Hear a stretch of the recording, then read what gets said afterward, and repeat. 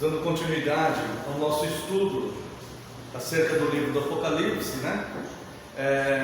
Na última aula nós vimos a abertura do quinto e do sexto selos.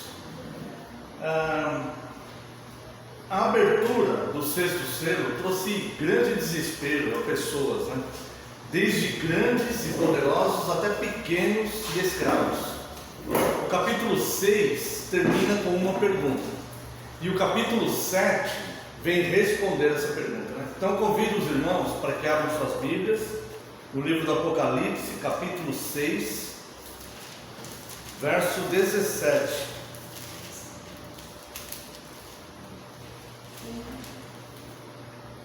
Capítulo 6, verso 17. Porque chegou o grande dia da ira deles, ou seja, de Deus e do Cordeiro, né? Deus Pai e o Cordeiro. E quem é que pode suster-se?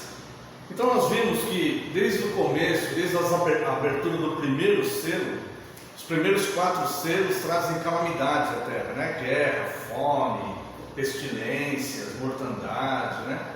E diversas calamidades de fato. O quinto selo apresenta os santos mártires de Deus embaixo do altar, clamando por justiça, né? Até quando, o soberano Senhor, não vingará o nosso sangue que foi derramado na terra?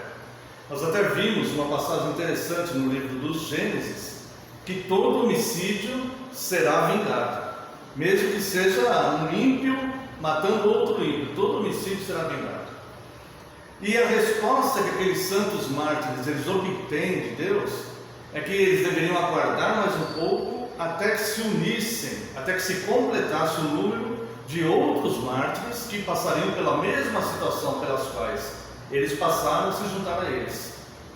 E vimos que os poderosos da terra, os reis, também os livres e os escravos, ou seja, toda classe de pessoa começa a receber aquele juízo de Deus. E as pessoas começam então a tentar correr para onde buscam algum tipo de segurança, né? Onde eles depositam a sua segurança, seja uma falsa crença, ou seja, de recursos materiais que eles acumulam, e nada disso pode escondê-los da ira de Deus. E a pergunta final que fica no capítulo é: quem poderá suster-se diante desta ação de execução de juízo de Deus que apresentou o sexto selo? Então a perspectiva para a abertura do sétimo selo, ela é tenebrosa, ela é horrível, ela causa temor. Interessante que o Senhor Deus, Jesus, entre a abertura do sexto selo e a abertura do sétimo selo, é feita uma pausa. E esta pausa está neste capítulo que nós vamos estudar hoje, né? O capítulo 7, ele vem trazer uma resposta de Deus à igreja. A igreja é consolada na certeza que Deus sela os seus eleitos. Então convido os irmãos para a leitura do capítulo 17, verso 1. Depois disto, vi 4 anjos em pé nos 4 cantos da terra, conservando seguros os 4 ventos da terra, para que nenhum vento soprasse sobre a terra, e nem sobre o mar, nem sobre árvore alguma. Bem, aqui volta a aparecer o número 4, que representa a criação. O número 4, nós vimos a presença dos 4 seres celestiais, que representam a coisa criada, né? Tanto animais, fauna, flora, homens, mulheres, tudo que foi criado, né? E durante o quinto e o sexto selo, a ausência deste número 4, porque trata-se de uma questão particular de Deus com a sua igreja. Então Deus é o pedido dos santos mártires de vingança, e Deus faz a vingança. Esse é o quinto e o sexto selo. Deus começa a exercer o juízo. Quando chega aqui no capítulo 7, que é essa pausa que Cristo faz entre a abertura do sexto e do sétimo selo, volta a aparecer a presença do número 4, que representa a criação, né? As coisas criadas. Então, o número 4 vai representar essas coisas criadas, coisas do mundo. Os 4 anjos estão nos 4 cantos da terra, Isso quer dizer que representa a totalidade da terra, entradas, saídas, o mundo inteiro, tá? Eu coloquei algumas referências aqui. E depois na lição os irmãos analisem, tá? Essas referências. Essa interpretação é tirada também do Antigo Testamento. Eu só não vou ler as referências por uma questão de tempo, tá? Mas está aqui no estudo. Isaías 11:12 e Ezequiel 7:2. Os 4 ventos significa os ventos de pensamentos, filosofias e falsas doutrinas. Nós temos uma linguagem bíblica, né? Que Efésios 4, por exemplo, que fala que pastores e mestres são levantados por Deus com o objetivo de aperfeiçoamento dos santos, para que eles não sejam levados ao redor por ventos de doutrinas. Então, esses anjos, quando Deus vai selar o seu povo, olha só como a proteção que Deus oferece para os seus eleitos, para a igreja, né? Para os remidos, como essa proteção ela é completa, ela não é só uma proteção física, mas é uma proteção que já começa guardando mente e coração, como diz a palavra de Deus. E a paz que excede todo entendimento guardará sua mente e coração em Cristo Jesus. Então, esses ventos aqui representam pensamentos do mundo, filosofias mundanas, né? E falsas doutrinas. Convido a amada congregação para vermos aqui em 1 Coríntios, capítulo 4. 1 Coríntios, capítulo 4, verso 6.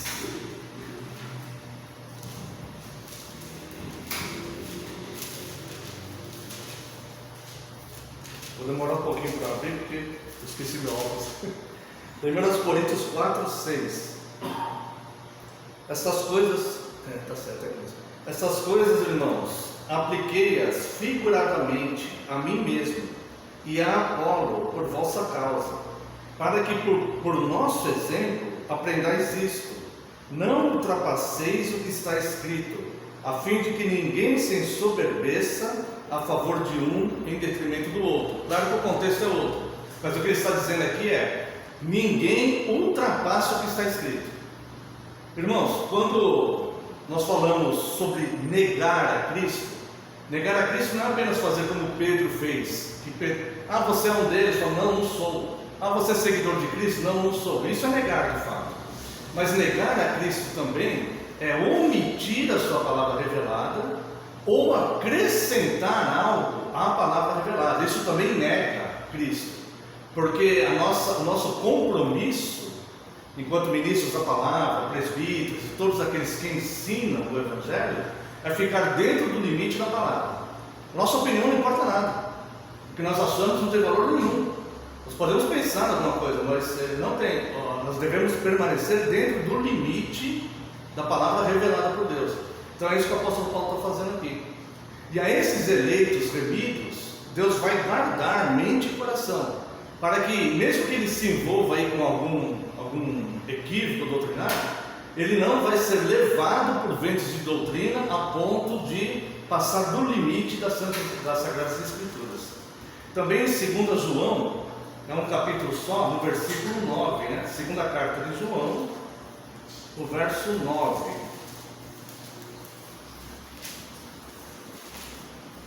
Segunda carta de João, verso 9. Todo aquele que ultrapassa a doutrina de Cristo e nela não permanece, não tem Deus. O que permanece na doutrina, esse tem tanto o Pai como o Filho. Então note que não é uma questão de exigência nossa, ou nós acharmos que todos devem pensar como nós. Não se trata disso. Se trata de ensinar com fidelidade, porque todo aquele que ultrapassa essa doutrina, segundo a palavra, essa pessoa não tem Deus. Então, como a pregação tende, a falsa pregação tende a aumentar nos últimos tempos, então Deus envia seus anjos para segurar esses ventos, para que não contaminem seus eleitos. É por isso que a palavra diz que essa pregação do anticristo, se possível fosse, enganaria até os eleitos, tá? Mas os eleitos estão protegidos até nessa questão mentalmente, intelectualmente, para entender de fato a sã doutrina. O Senhor Jesus diz que as suas ovelhas conhecem a sua voz, né? Então, para que nenhum vento soprasse sobre a criação, terra, mar e árvores, né? Então, nesse momento aqui, Deus ele separa os seus escolhidos. Convido ainda os amados irmãos para o Evangelho de Mateus, capítulo 24, verso 31. Essa aqui é a escatologia do Senhor Jesus, né? O Senhor Jesus falando acerca dos últimos tempos, do capítulo 24 de Mateus, né? Verso 31. E ele enviará os seus anjos com grande clamor e trombeta, os quais reunirão os seus escolhidos dos quatro ventos, de uma ou outra extremidade dos céus. Então, se há alguém ainda que está embaraçado com falsas doutrinas, mas que seja o eleito de Cristo, o eleito de Deus, esse será reunido no tempo apropriado. Zacarias, capítulo, nós não vamos ler por uma questão de tempo, tá? Mas eu aconselho os irmãos a lerem, estudarem, quando tiverem um tempinho nas suas casas, né? Zacarias, capítulo 6, do verso 1 ao verso 8, faz uma conexão entre os quatro cavaleiros e os quatro ventos. Então, entre os quatro primeiros selos e essa pausa que Cristo dá entre o sexto e o sétimo selo, tá? Zacarias 6, de 1 a 8, né? Então esses cavaleiros, eles não agirão com suas calamidades até que os santos sejam selados, lembrando o primeiro cavaleiro como uma figura espiritual. O que nós entendemos disso? Que este selo que Deus vai fazendo sobre o seu povo não é algo que acontecerá somente no fim dos tempos, mas algo que já vem acontecendo. Deus vem selando o seu povo e protegendo ele, seja em que época ele viva. Então, seja em que época ele viva, este que é povo de Deus, que é selado por Deus, é reconhecido no mundo espiritual. E é por isso que João fala, né? Aquele que é nascido de Deus, o maligno não o toca, tá? Isso é importante a gente pensar, porque ele vai ganhar força quando nós chegarmos no momento de estudarmos a marca da besta. Porque com relação à marca da besta é a mesma coisa. Não vai ser um fenômeno que vai acontecer em determinado momento da história. Pessoas que já morreram perdidas, essas pessoas têm a marca da besta, tá? Então nós vamos chegar lá e vamos analisar todo esse contexto. Tudo bem até aqui? Durante a ministração aqui, se alguém quiser fazer alguma pergunta, os irmãos têm liberdade. Verso 2 do capítulo 17 ali do Apocalipse, né? Capítulo 7, perdão, irmãos. Capítulo 7 do Apocalipse, versículo 2: Vi outro anjo que subia do nascente do sol, tendo o selo do Deus vivo, e clamou em grande voz aos quatro anjos, aqueles aos quais fora dado fazer dano à terra e ao mar. Veja que esses anjos, eles estão capacitados com poder de exercerem juízo, fazer dano à terra e ao mar, né? Representa inclusive vivos, seres vivos na terra, seres vivos no mar, inclusive. Aqui aparece um outro anjo. Este vem do nascente do sol. Trata-se da direção de onde vem a luz e a glória de Deus, que são representadas pelo sol. Tem uma passagem aqui no Números 3:38, mas depois os irmãos analisam, né? Tendo o selo de Deus. Ou seja, selo serve para identificar pessoas, tá? Gênesis 38, de 18 a 25, vai mostrar isso com bastante clareza, né? A questão de um selo que identifica uma pessoa, né? Ele foi enganado, depois vocês vão ler lá, tá? Note na linguagem do Novo Testamento a importância de ser selado por Deus.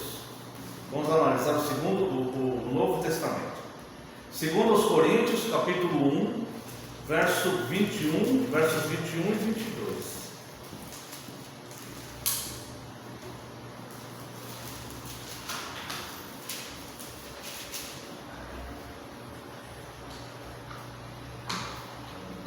Mas aquele que nos confirma convosco em Cristo e nos ungiu é Deus, que também nos selou e nos deu o penhor do Espírito em nosso coração. Então você vê que aqui nessa carta aos Coríntios, o apóstolo Paulo já está falando isso no tempo presente. Essa questão de selar, que Deus tem selado o seu povo. Tá? Uma carta que foi escrita por volta do ano 62, 61, no primeiro século. Então aqui o apóstolo Paulo ele já vem falando isso no tempo presente. Né? João, capítulo... Aqui é o próprio Jesus falando, João capítulo 6, verso 27.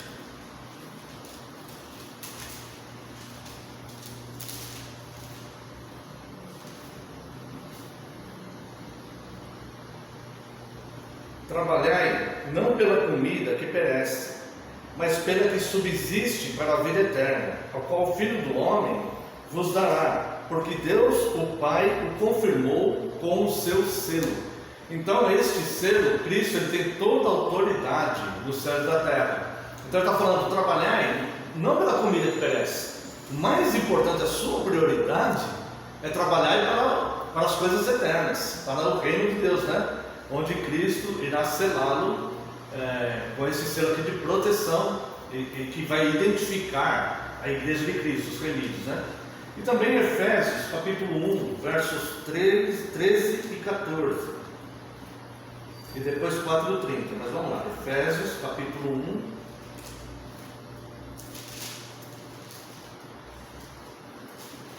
versos 13 e 14.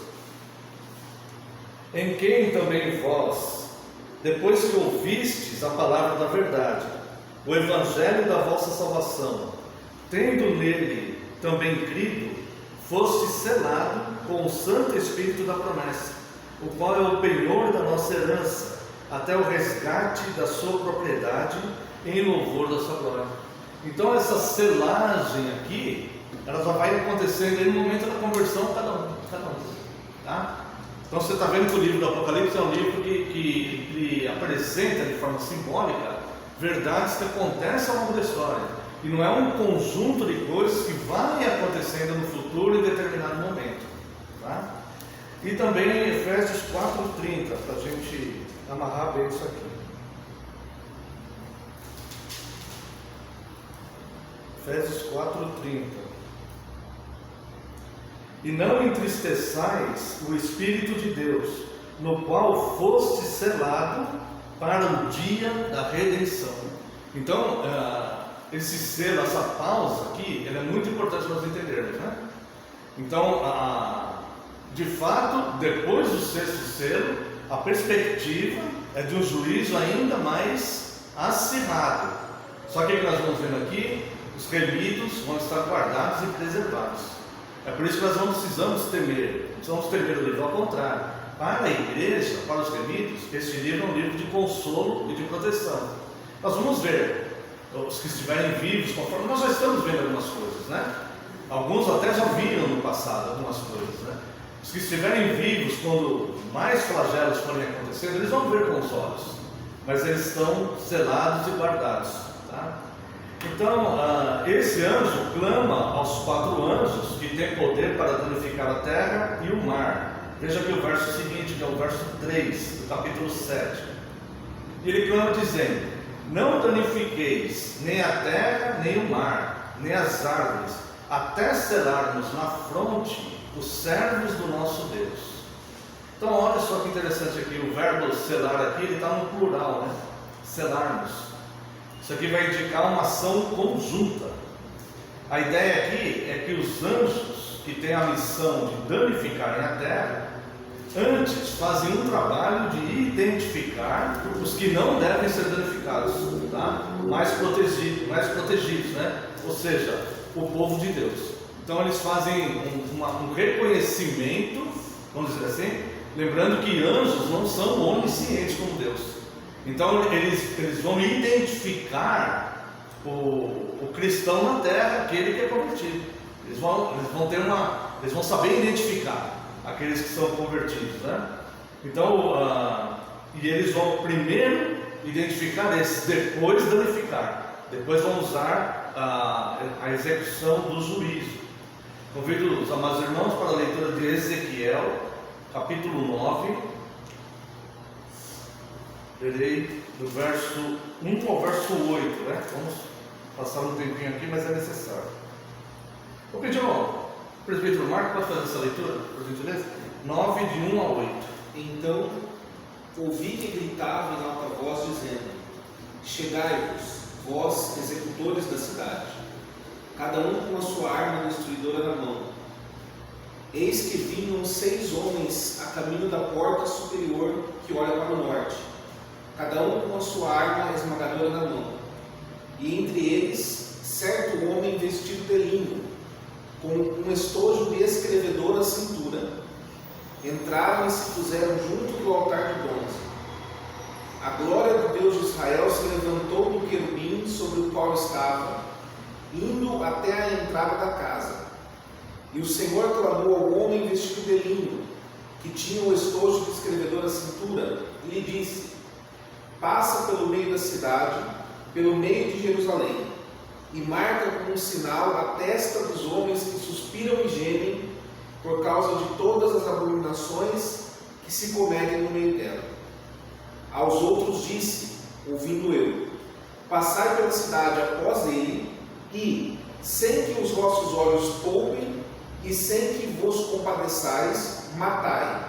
Matai a velhos, a moços e a virgens, a crianças e a mulheres, até exterminados.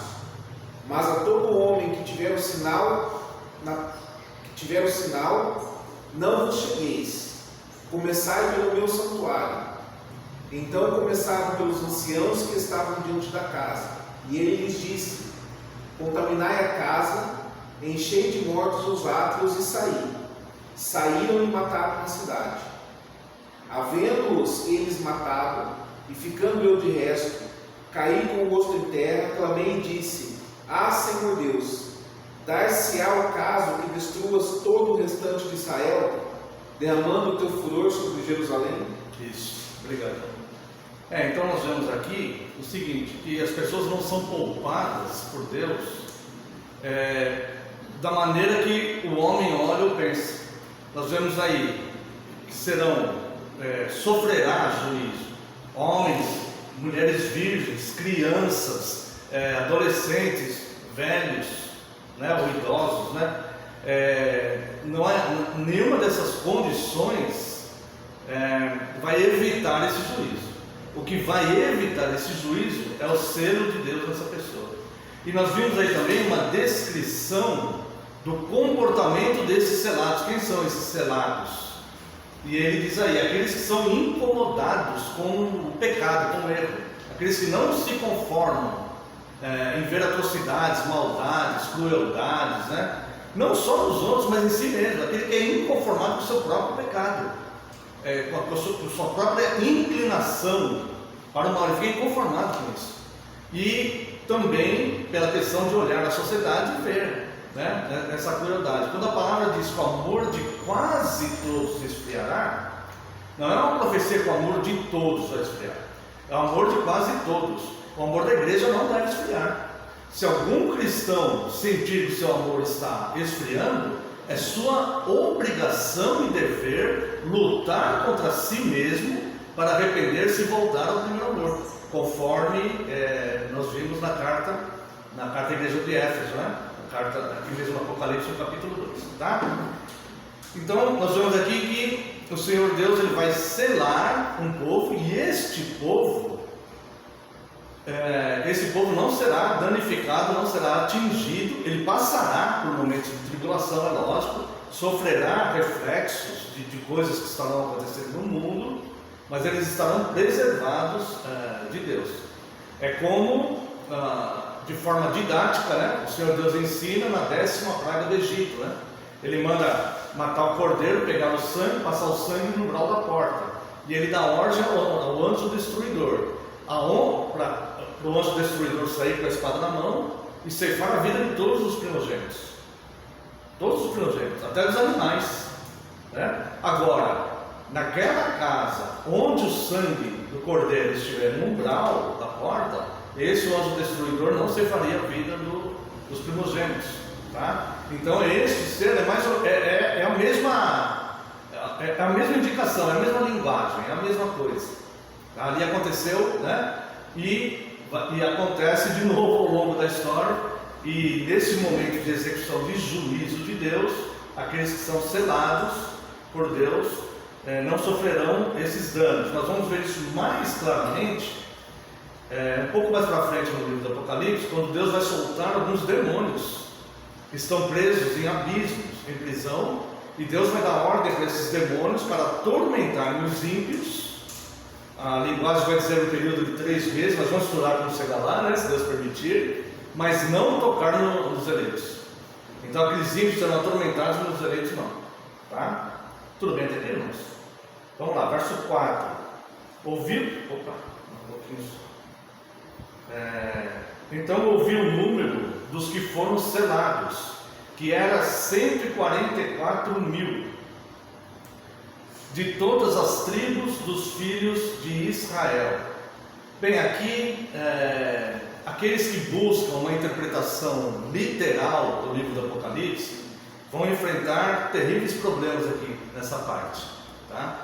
Porque se ele vem buscando uma interpretação literal, no 6º selo vai cair estrelas, vai cair, o sol vai ficar com um saco de crina, a lua vai se transformar em sangue, as estrelas vão cair no sol. Se ele estiver esperando uma calamidade dessa acontecer aí, ele vai esperar, né? Mas não é essa a interpretação do livro.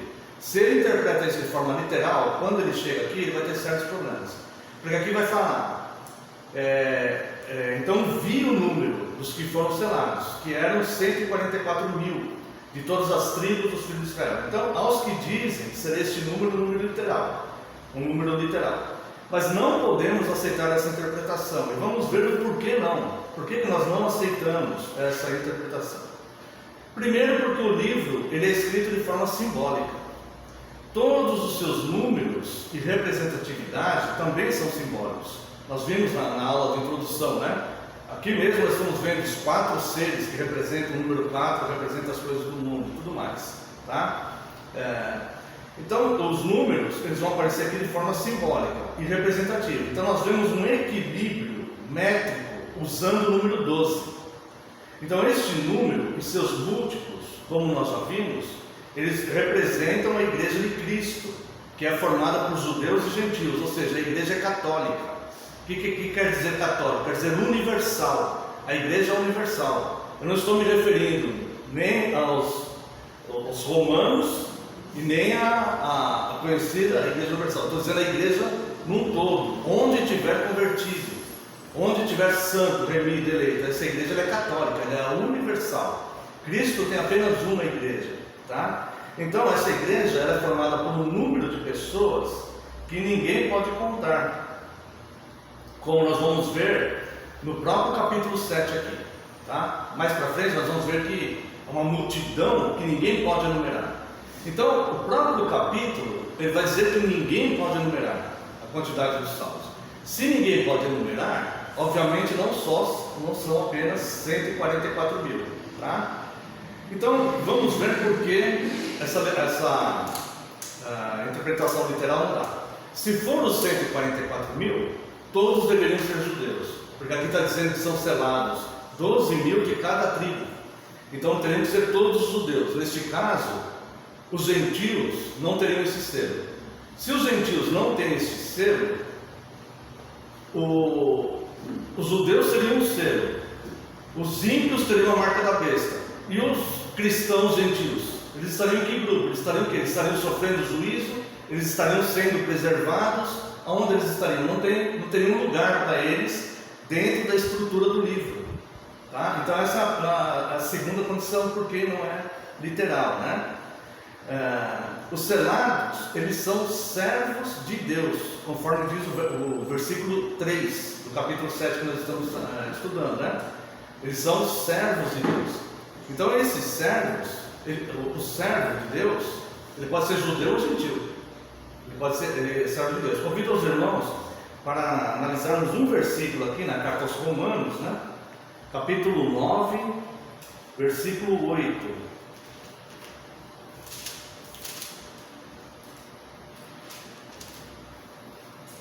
Carta de Paulo aos Romanos 9 e 8. Isto é, estes filhos de Deus não são propriamente os da carne, mas devem ser considerados como descendência os filhos da promessa.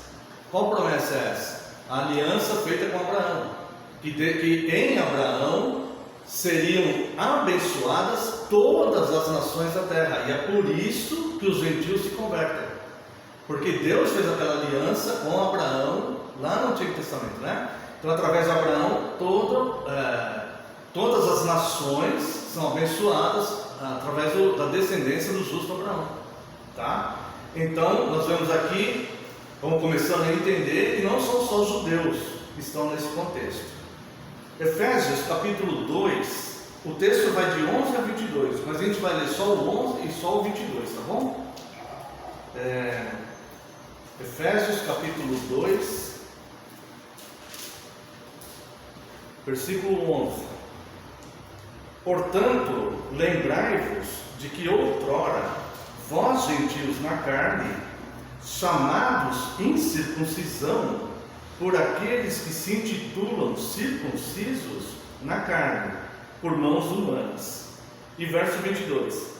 No qual também vós, juntamente, estáis edificados para a habitação de Deus no Espírito Santo. Tá? Então, se a interpretação fosse literal, todos esses 144 mil, eles deveriam ser judeus.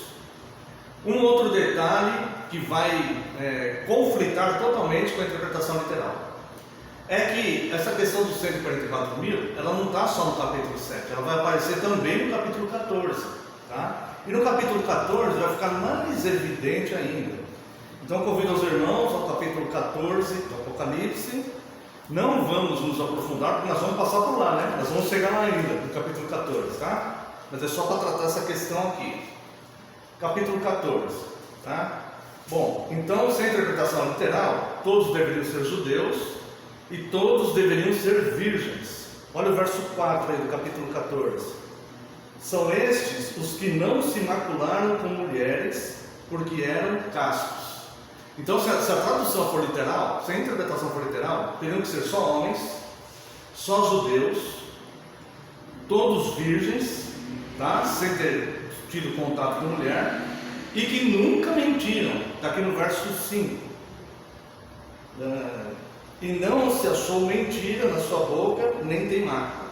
Tá? Então, você não pode pegar uma parte e fazer uma interpretação literal, e outra parte você pegar de forma simbólica, sendo o mesmo contexto, né? Então, não tem como ser uma interpretação literal de 144 mil. Vamos ler aqui do verso 1 ao verso 5 do capítulo 14. Olhei e eis o cordeiro em pé sobre o monte Sião, e com ele 144 mil, tendo na fronte escrito o seu nome e o nome do seu pai. Ouvi uma voz do céu, como voz de muitas águas, como voz de grande trovão. Também a voz que ouvi era como de arpistas, quando tangem a sua harpa. Entoava um novo cântico diante do trono, diante dos 4 seres viventes e dos anciãos. E ninguém pôde aprender o cântico, senão os 144 mil que foram contados da terra. São estes os que não se macularam com mulheres, porque são castos. São eles os seguidores do Cordeiro, por onde quer que vá. São os que ficaram redimidos dentre os homens, primícias para Deus e para o Cordeiro. E não se achou mentira na sua boca, e nem tem mácula. Tá? Então, claro que quando a gente chegar lá, se Deus permitir, né, no capítulo 14, nós vamos estudar também essa passagem, usando esses simbolismos, tirando essa interpretação da própria Bíblia. Tá? Então vemos que uma interpretação literal aqui não vai caber, não tem como. Né? Nós sabemos que existe um grande grupo, né, religioso que ensina essa questão dos 144 mil, né? Mas infelizmente é um equívoco ali, tá? Dentro do contexto, isso não pode ser. O próprio capítulo 7 vai declarar então que a multidão dos salvos é formada por um número de pessoas que ninguém pode contar, de toda a tribo, raça, povo e nação. Vamos ver já já, tá? que está no 7 e 9, né? Bom, 144 mil, então, o que seria então essa questão de 144 mil? Bom, nós vamos cair então no símbolo dos números, uma vez que o livro é todo escrito por simbolismos, né? Como a estrela é um símbolo, o mar é um símbolo, o sol é outro símbolo, os números também. Então 144 mil são os 12 patriarcas do Antigo Testamento, mais os 12 apóstolos, que na estrutura do livro representam a igreja.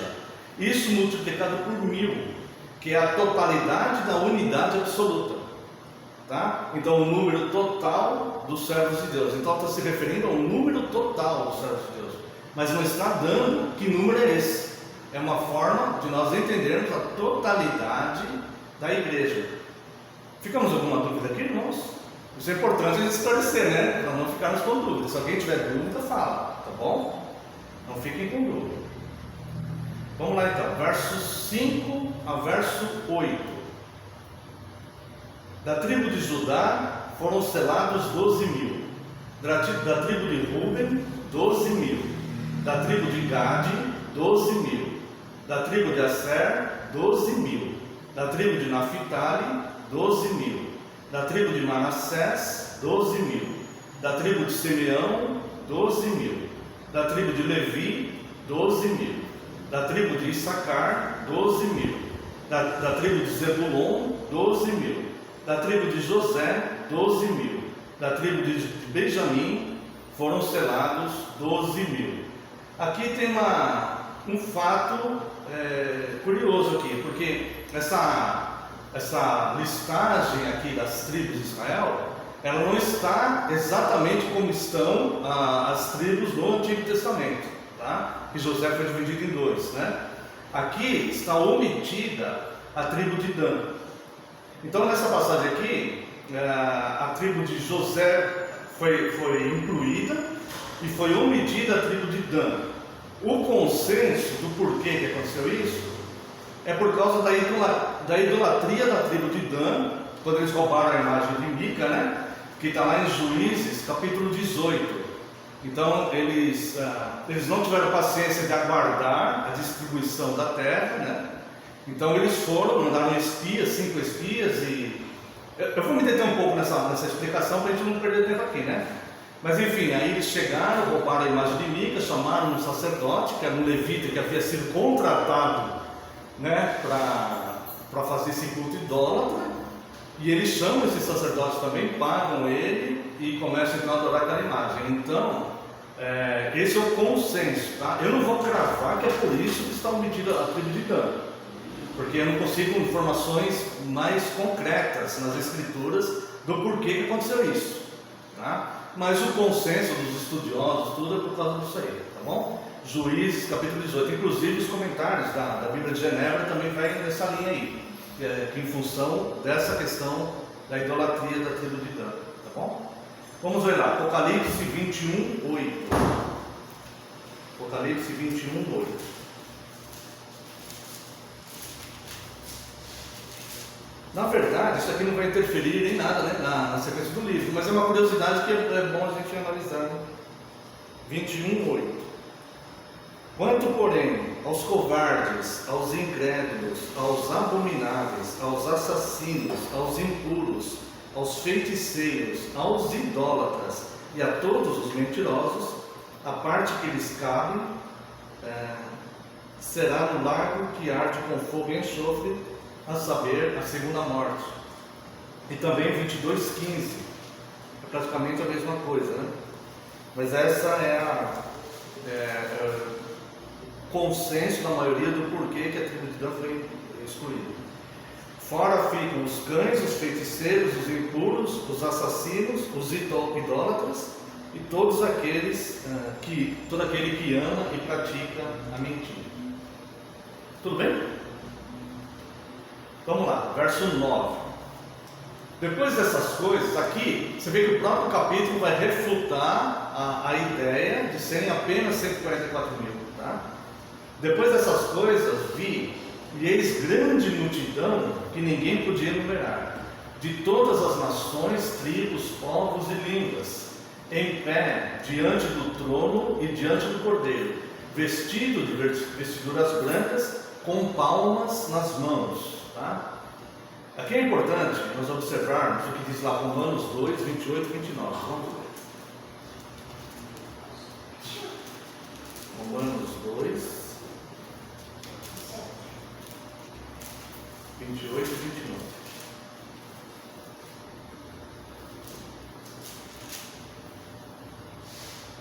Porque não é judeu quem o é apenas exteriormente, nem circuncisão o que é somente na carne. Porém, judeu é aquele que o é interiormente, e circuncisão aqui é do coração, no espírito, não segundo a letra, e cujo louvor não procede dos homens, mas de Deus. Tá?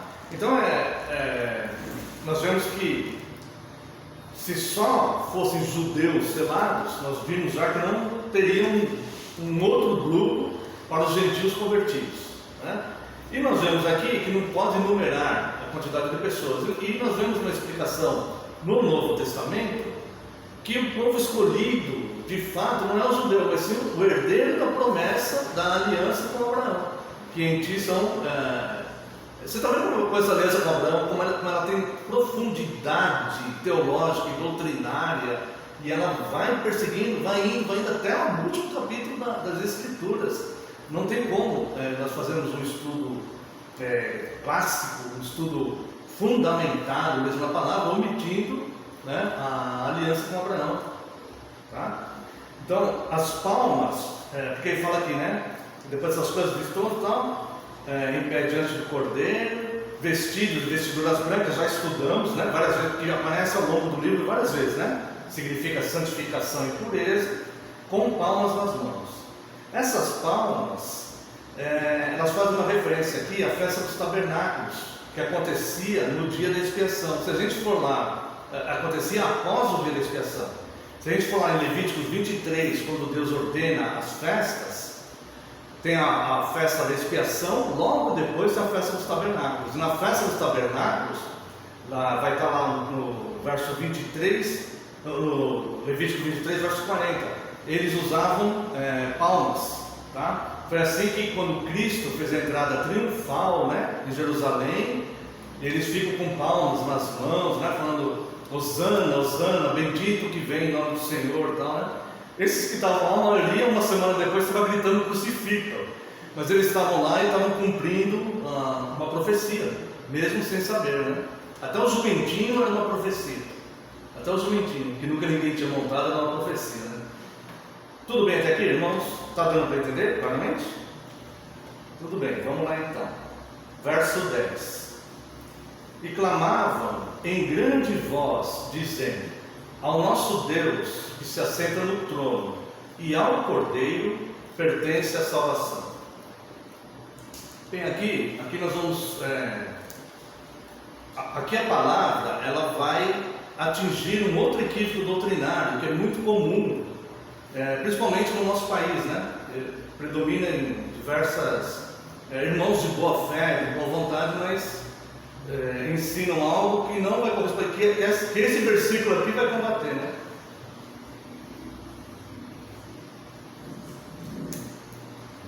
E clamavam em grande voz, dizendo: ao nosso Deus que se assenta no trono e ao Cordeiro pertence a salvação.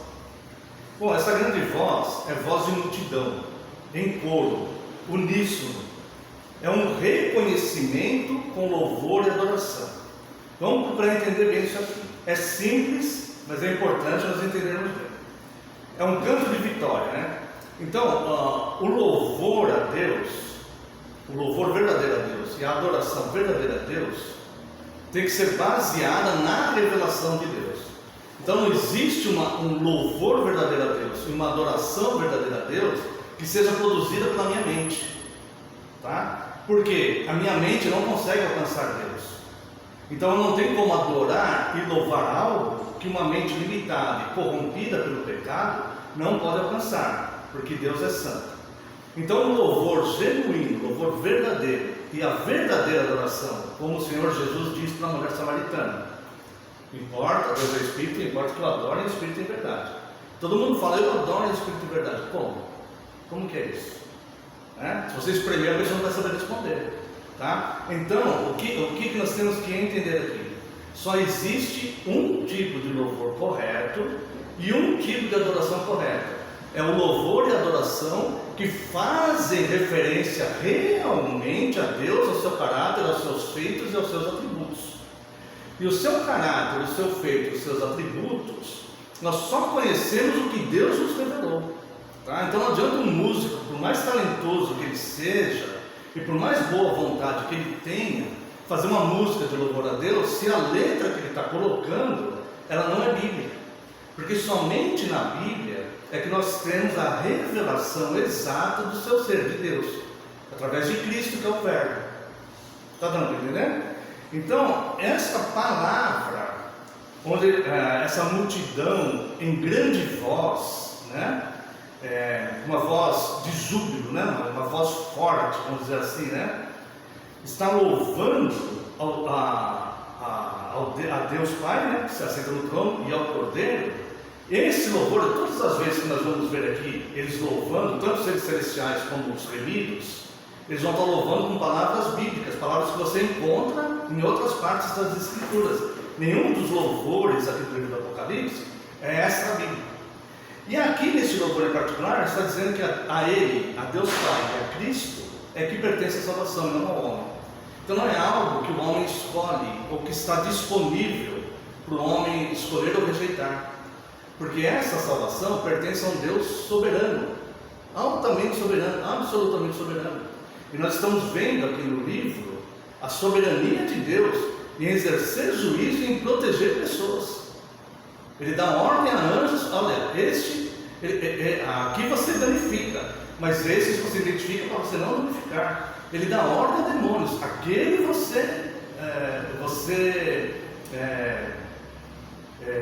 me faltou a palavra, aquele você perturba, vamos dizer assim, né? Mas esse que está marcado aqui não. Então esse Deus tem poder sobre seres visíveis e invisíveis. A Ele pertence a salvação. Então o louvor, ele tem que ser um reconhecimento, e a adoração tem que ser feita com base na revelação que o próprio Deus nos deu. Senão nós vamos louvar e adorar frutos da nossa imaginação, e não o Deus verdadeiro que se revelou. Ficou claro isso, irmãos? E nessa questão, a salvação pertence a Deus. A salvação pertence a Deus. Então, Deus salva o que Ele quer. Ele estende essa salvação a quem Ele quer. E como funciona isso? Nós não sabemos. Só sabemos que é segundo o beneplácito da sua vontade, conforme está lá em Efésios capítulo 1. Essa palavra beneplácito, ela é um termo jurídico, que quer dizer mais ou menos, eu não tenho conhecimento, né? Mas nas pesquisas que eu fiz, essa palavra beneplácito é um termo jurídico que quer dizer algo como aprovado por uma instância superior. Tá? Nós vimos recentemente aí, né, coisas acontecendo assim na política, né? Então, tem ali os julgamentos, tem tudo, mas uma instância superior aprovou ou desaprovou tal coisa, né? Então, é o beneplácito. Tá bom? Então, essas coisas acontecem de acordo com o beneplácito de Deus, tá? Então, a Deus Pai e ao Cordeiro pertence a salvação. Louvor e adoração são atos de proclamar as virtudes de Deus e seus feitos, assim como seu caráter e atributo. Quando uma pessoa distorce ou direciona o ato da salvação para si mesmo, dizendo: eu escolhi ser salvo, eu tomei a decisão de salvar-me e tal, essa pessoa então ela está negando a Escritura como de fato ela é, negando um atributo de Deus, algo que pertence a Deus, é dele. Nós não podemos usurpar, querer tomar parte ou fazer algo que pertence a Ele. Então, se Ele nos concede graciosamente, nós vamos desenvolver gratidão, porque é algo que nós nunca poderíamos alcançar, né? Então Deus ele envia o próprio Filho e nos concede graciosamente, então, a graça dessa salvação, tá? Então, nós devemos tomar cuidado, porque ao negar a Escritura, essa pessoa, em vez de ela vai estar fazendo o contrário do louvor e da adoração, ela estará blasfemando o nome de Deus, pois a Escritura declara que ao Senhor pertence a salvação. Está lá em Jonas, se os irmãos quiserem acompanhar, né? É Jonas capítulo 2, verso 9, tá? Está lá na oração de Jonas, né? Ao Senhor pertence a salvação, tá? E aqui nessa adoração que eles fazem, nós já vimos outras vezes e vamos ver mais vezes, né? Ao longo do livro, sempre eles estão adorando a Deus, sejam os remidos, sejam os seres celestiais, eles estão louvando com palavras bíblicas, palavras reveladas nas Escrituras.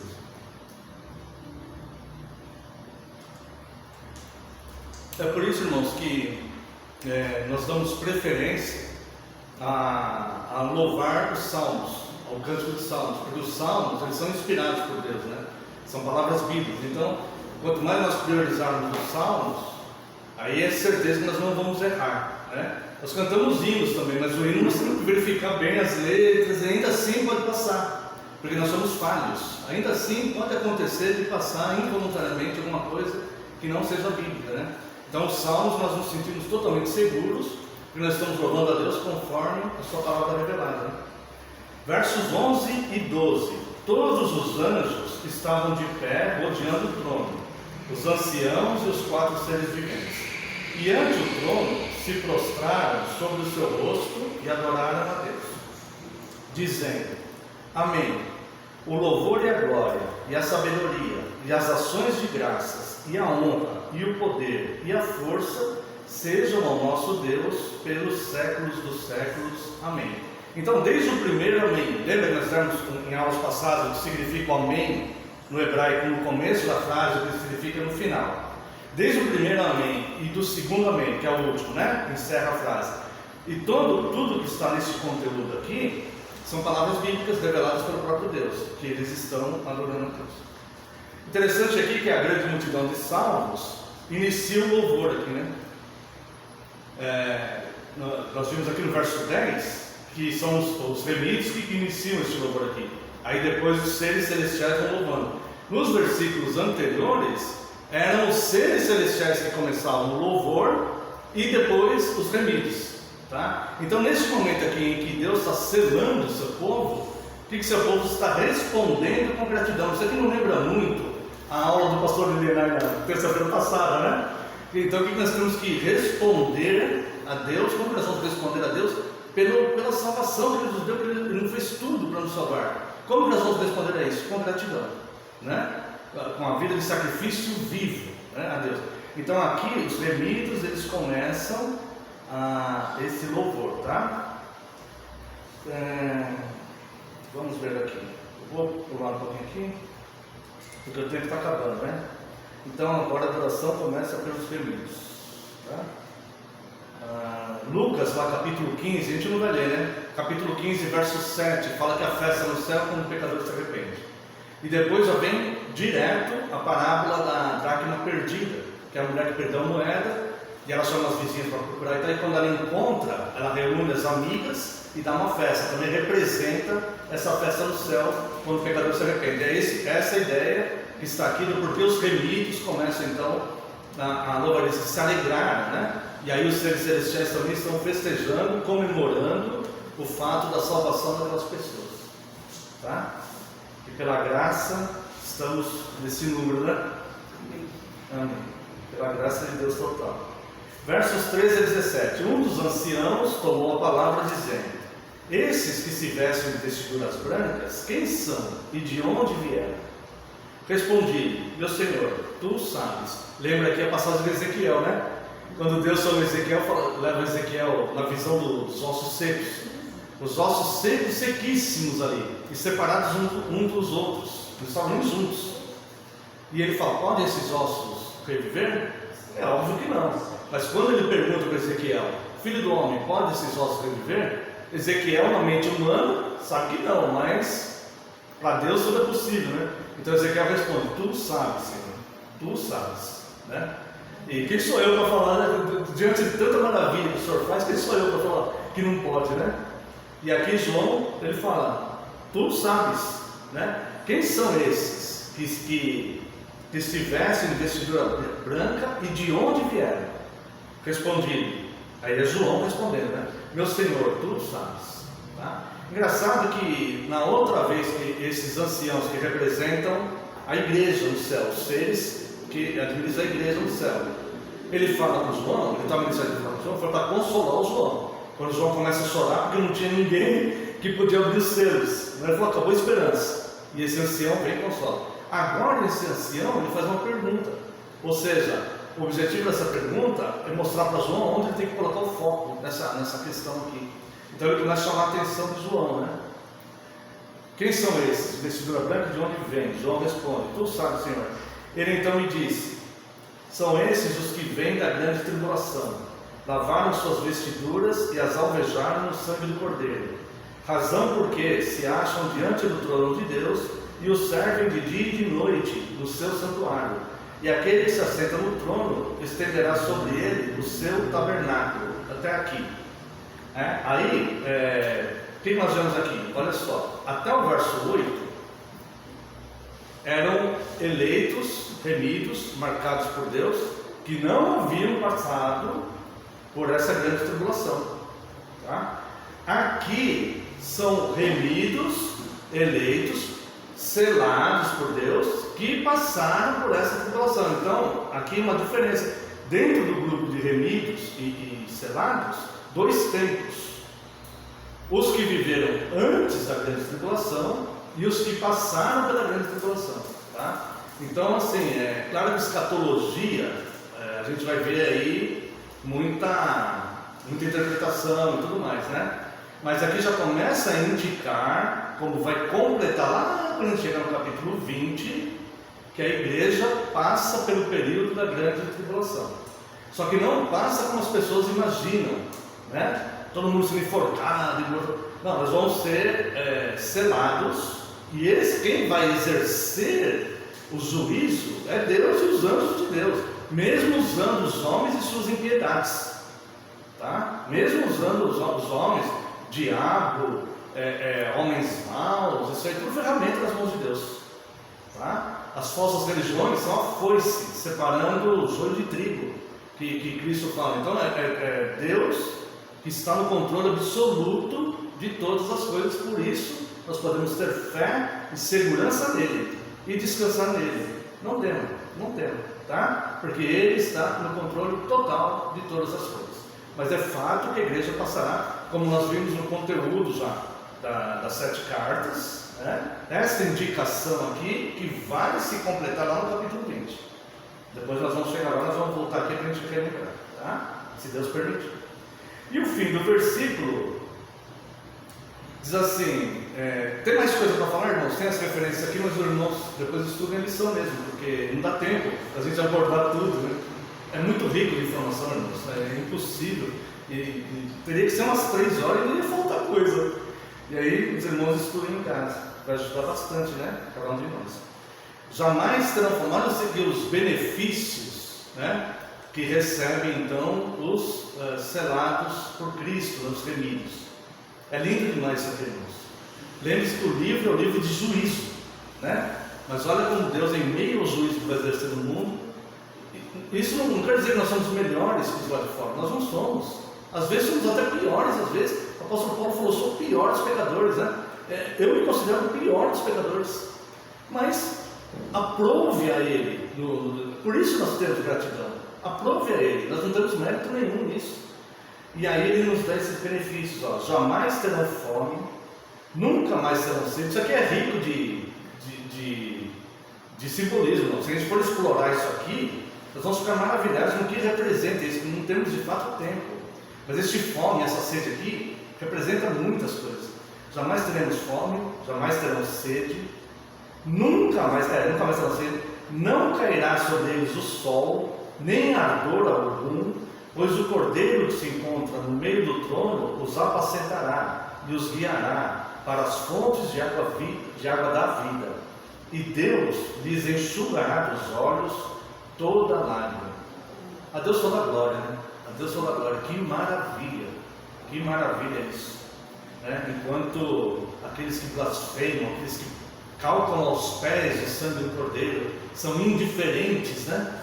O Senhor olha aqueles que não se conformam com o pecado, nem o seu próprio, nem o pecado que acontece no mundo, aqueles que se importa de cumprir o quarto mandamento. Não, eu vou estar em santa comunhão cultuando, meu Deus, eu vou fazer. Nós já somos tão imperfeitos, irmãos. Se nós fizéssemos tudo, nós ainda seríamos imperfeitos, servos inúteis, né? Como que o mínimo nós não vamos fazer, né? Então nós temos que ter essa gratidão mesmo, de cultuar mesmo ao nosso Deus, tá? Então, tem mais informações dos irmãos leem, né? Só a conclusão aqui. O capítulo 7 é um contraste.